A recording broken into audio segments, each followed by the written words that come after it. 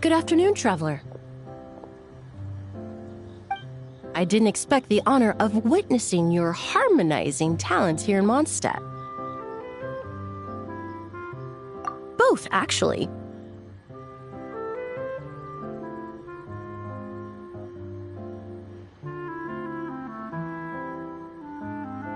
A lady calling herself a mage asked me to come manage her flower shop. At about the same time, the Cat's Tail commissioned me to create a new fragrance for their establishment. Ending today's busy schedule with a drink crafted by you in person is truly a wonderful reward. I have faith in your choice.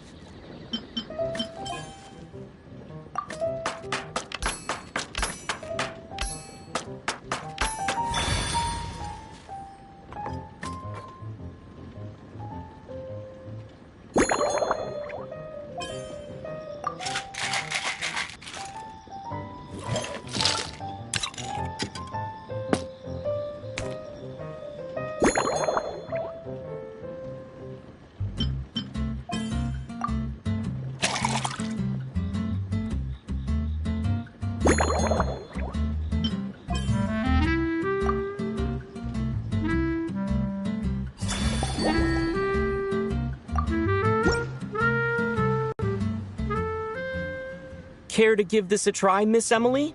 Your artistry is truly a pleasure to watch.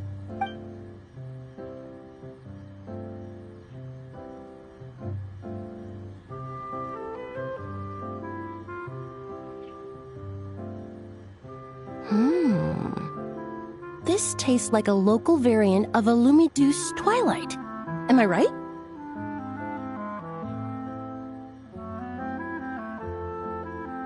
The gentle and elegant taste, with its distinct layers combined with a hint of Mondstadt's characteristic scent, offers quite a welcoming flavor, all the while avoiding potentially discordant aromas. Though in reality, there's no need for you to be so conservative. I have quite a high tolerance for flavors that stray outside the boundaries of conventional wisdom. Your drink was nice, but it would be perfect if you could make one with a little more depth. A cocktail that shows off your unique understanding and enhances my impression of Mondstadt. If you need time to mull things over, perhaps you might find inspiration in a little light conversation?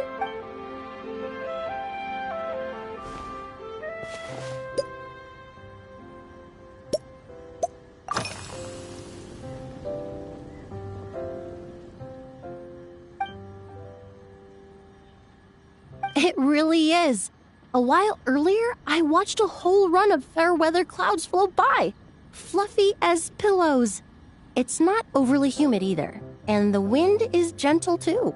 In such conditions, one's sense of smell is heightened, but not to an excessive degree. When scents are blended well, they naturally combine with the ambient context, leaving particularly powerful impressions. It seems something similar is true for mixology. As long as you choose a base of appropriate strength, the various flavors will blend seamlessly together. When mixed properly, all the ingredients work as one to create a most wonderful symphony for your taste buds. Yes, that's it. Now I think about it, layering distinct flavors doesn't really suit my personal preferences. Usually, after work, my friends from the Maison Gardiennage sometimes treat me to a few drinks. I usually stick to fruit tea. That way, I can get straight back to work after our gathering. If it's before a holiday and my friends are in high spirits, I sometimes order a small glass of sparkling fruit wine. There was an officer named Terena who used to treat me to aged Corte wine. But since she was transferred to the Special Security and Surveillance Patrol, we haven't had the chance. In the world of science, high-proof alcohol is a widely used solvent. I've grown well accustomed to the smell of it by now. Besides, when I'm slightly tipsy, my state of mind changes, which in turn alters my approach to perfumes. It doesn't matter if the result is good or bad, it's all about trying something new. So I don't mind drinks with just a little bit of alcohol, but I don't like anything too strong.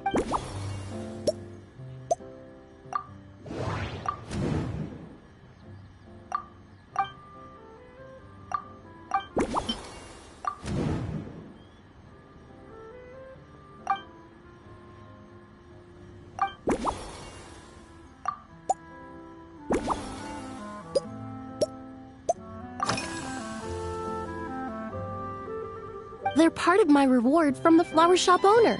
Important ingredients for making perfumes. Thanks to these, I was able to complete my commission for the cat's tail. I studied Mondstadt's Cecilia flowers many years ago. In fact, the fragrance of Cecilia in certain fields has become synonymous with Mondstadt itself. However, this is a special case. Some cats are quite averse to the scent of Cecilia, and we need to be particularly mindful of their preferences. Windwheel aster. The various parts of the windwheel aster plant can be ground into a powder to extract their essences. I then blended the scents from its petals and leaves. The result carries the intoxicating sweetness of mead, while still emphasizing the fresh notes contained within the flower's stems and leaves. I just took it for a little trial run at the cat's tail, and the cats seemed to really like it, while the clients themselves found it comforting and invigorating. Extracting exquisite fragrances from ordinary overlooked ingredients? Oh, that's what truly brings me joy.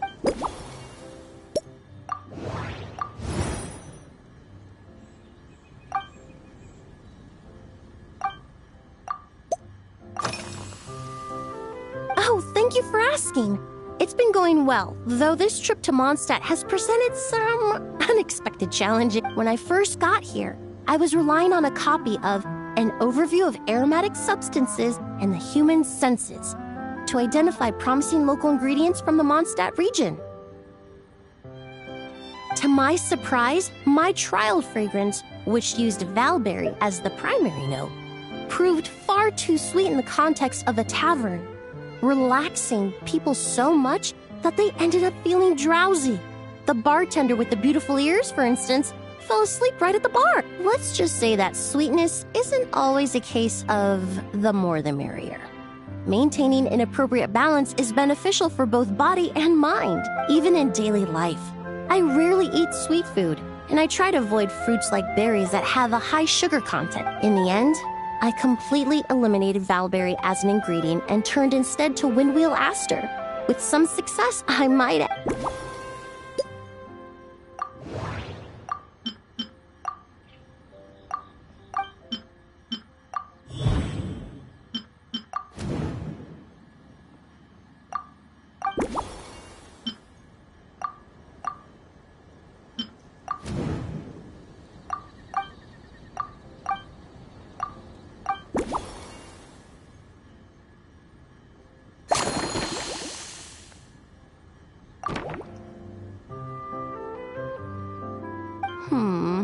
Just from our brief chat, you've already formulated a new concoction.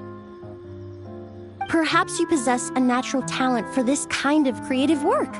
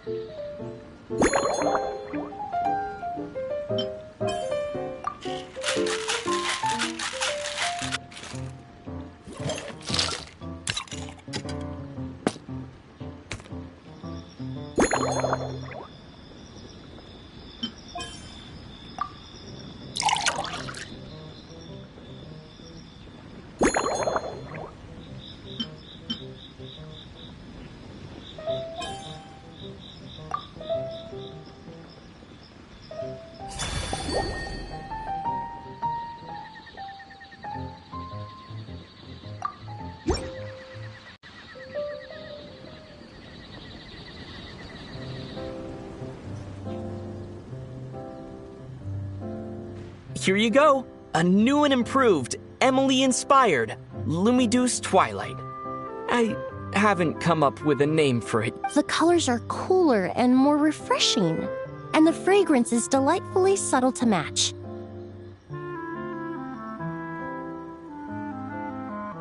Are these bright specks on the surface the crushed petals and leaves of windwheel asters? I'm sure it must taste wonderful. Let me try.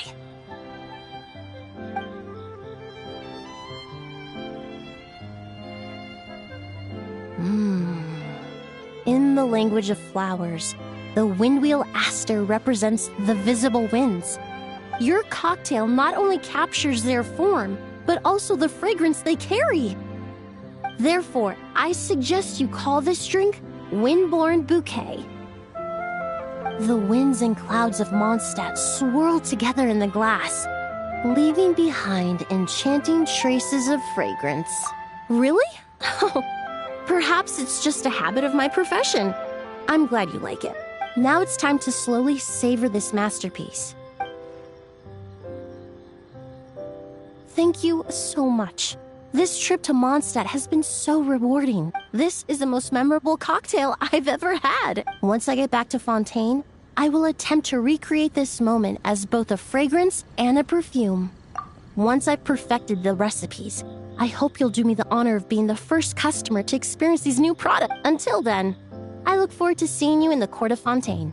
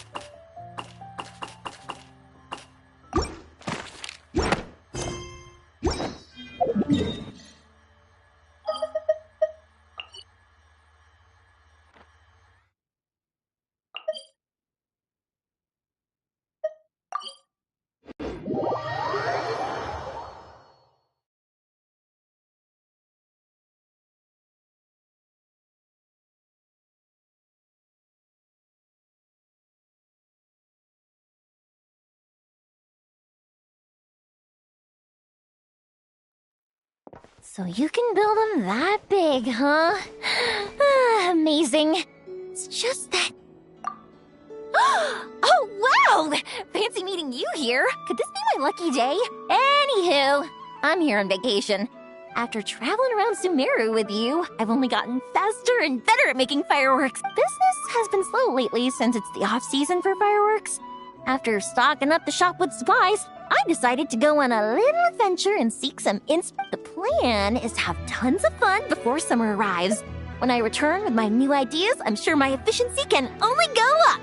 Huh? Oh, right, of course. I've already figured it out. I just forgot for a moment. Got kinda caught up in her meeting and all, you know?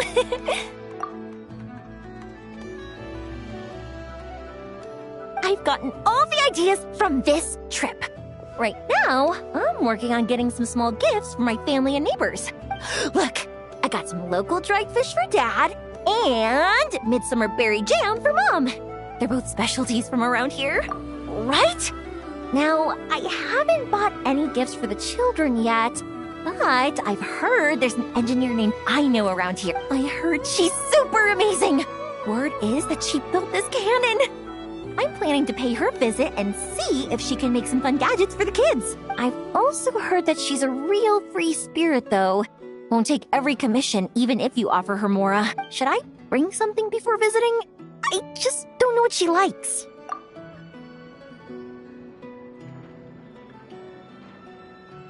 Huh. So, Aino's a kid? And her family members are machines she made herself while living alone in her workshop all this time? That's amazing! The kid next door would cry non-stop if left alone for just one night.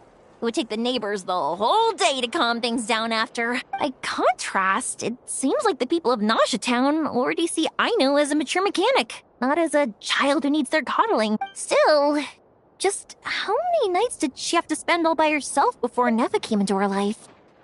Well, I can't change what happened before.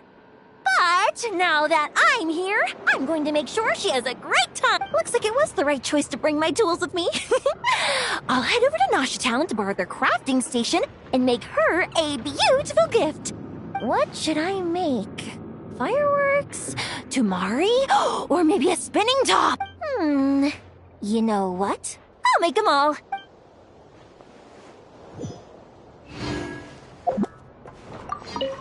Fireworks, Tamari, and spinning tops. Yep, let's make them all!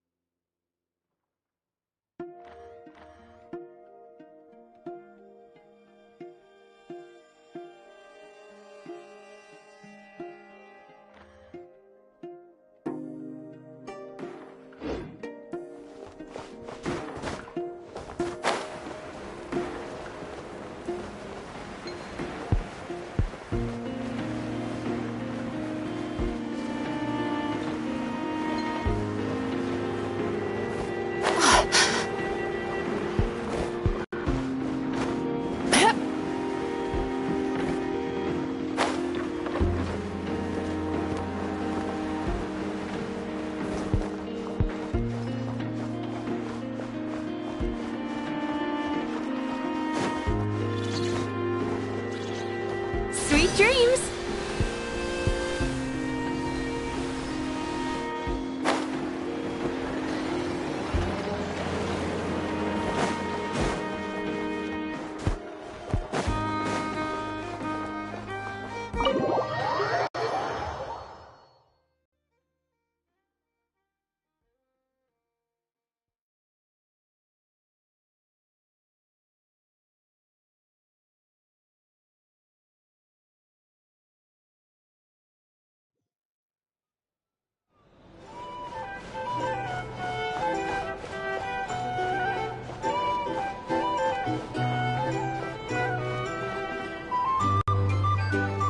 What'd I tell you? You are, without a doubt, my best drinking buddy in all of Nogcry. You're too kind, Mr. Varka. Truth is, though, I am but a dabbler when it comes to spirits.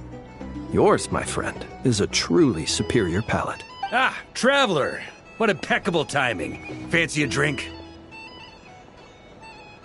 I believe something on the milder side would be suitable for you, Mr. Traveler. As it happens, Mr. Dimyon is away on business. Allow me to prepare your drink in his stead. What'll it be then? Ah, nothing like a bit of indulgence after a busy day on the road. Sweet and creamy ought to hit just right. Something sweet, huh? Hey, how about mixing in that juice we had last time? Now that's what I call hitting the sweet spot. In all our gatherings, Mr. Varka, I don't believe we have ever partaken in what one might call juice. You're referring to the bottle of Sakura sake imported from Inazuma, I presume. If I remember correctly, that tiny vial was the undoing of 4 patrons. Sakura sake? That's odd. I don't recall it having much of a taste at all. But I remember those pickled Sakura were delicious, and they were perfect with alcohol.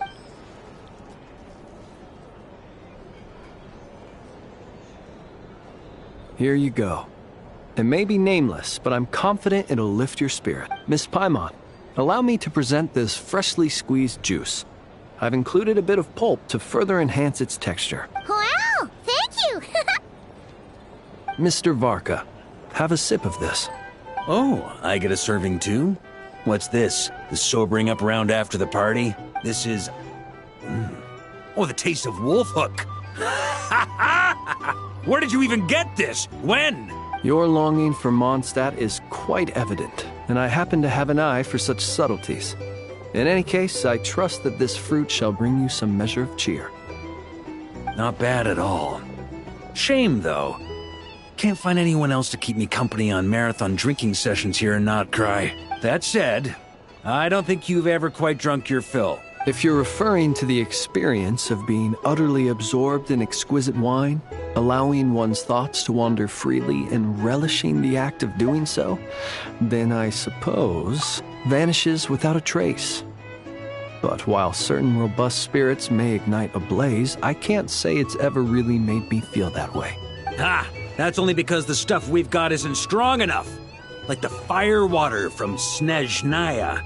You've definitely tried that before, right? Of course. But it's been some time now, so my recollection has grown faint. I'll get us a barrel one of these days. Then we can drink to our heart's content. I shall defer to your judgment, Mr. Varka. First, however, allow me to raise a toast to this most pleasant evening encounter. All right. Ha ha ha! Cheers! Cheers! Here's to a delightful evening. Turn that frown upside down.